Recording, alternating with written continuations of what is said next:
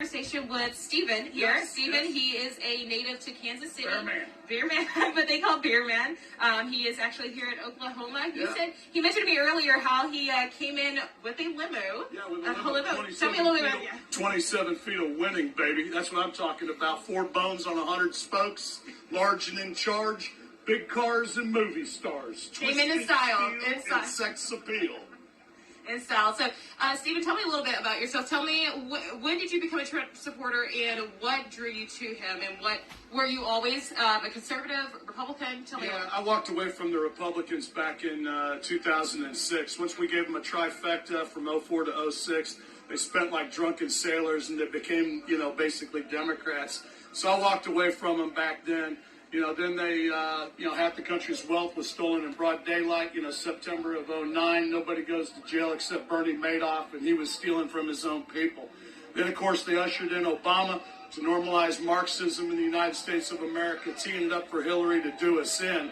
You think it'd be common sense you wouldn't vote for a guy named Obama for president of the United States, particularly since that wasn't even his real name, but. Well, thank you for sharing that. One more question for you too. Where do you stand with all the issues that are taking place in today? I should say more recently with the whole BLM movement, the whole police, anti-police, anti-government, almost basically. Where do you stand with all that? Well, the thing is that if you're going to burn down cities and defund the police, you're no friend of ours. These people are the same people that rigged an election, rigged an investigation, and rigged an impeachment process against the American people, and they lost all 3. They voted for a guy named Obama not once but twice, and he stole everything.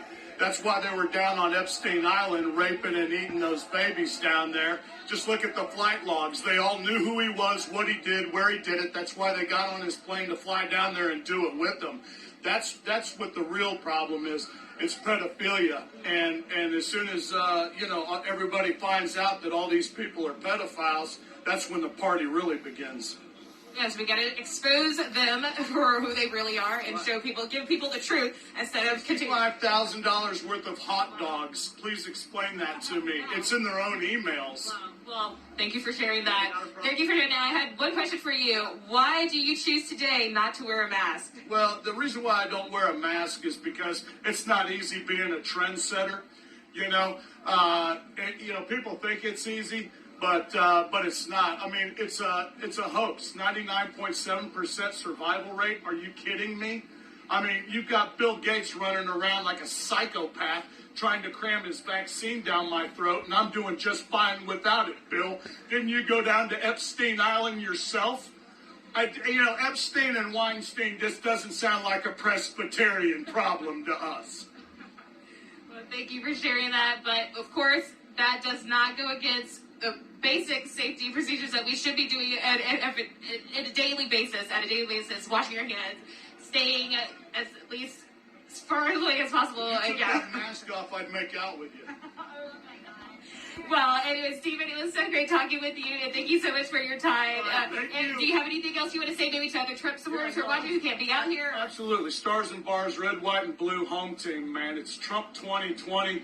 They're throwing an octogenarian at us, struggling with dementia, trying to hide liquor on his breath, dealing with a son who just got a stripper pregnant down in Arkansas, cheating on his dead brother's wife.